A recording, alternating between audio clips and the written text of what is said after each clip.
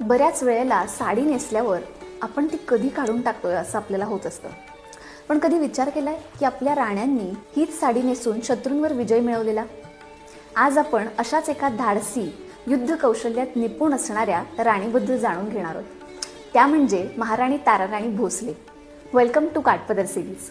तर या महाराणी ताराबाई या छत्रपती शिवाजी महाराजांच्या सून, छत्रपती राजाराम महाराजांच्या पत्नी यांनी आपल्या संपूर्ण जीवनशैलीमध्ये पारंपरिक मराठा वस्त्रच परिधान केलेलं आहे. ताराराणी नऊवारी साडी अशी नेसायच्या की जेणेकरून त्यांना युद्धासाठी ती अत्यंत सोयीस्कर पडेल. आणि हीच साडी परिधान करून त्यांनी 16व्या शतकात, जेव्हा स्त्रीनं युद्ध करणं ही एक सामान्य गोष्ट नव्हती, अशा काळात मुघलांविरुद्ध 7.5 वर्ष लढा दिला. ताराराणी यांच्या पराक्रमाबद्दल कवी गोविंद म्हणतात ते असं: दिल्ली झाली दिनवाणी, दिल्लीशाचे गेले पाणी.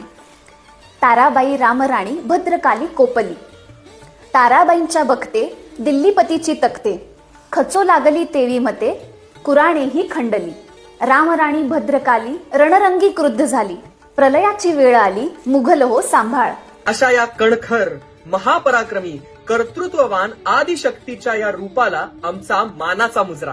पुढच्या भागात आपण अशा स्त्रियांबद्दल जाणून घेणार आहोत. त्यासाठी फॉलो करत रहा काठपदर सिरीज.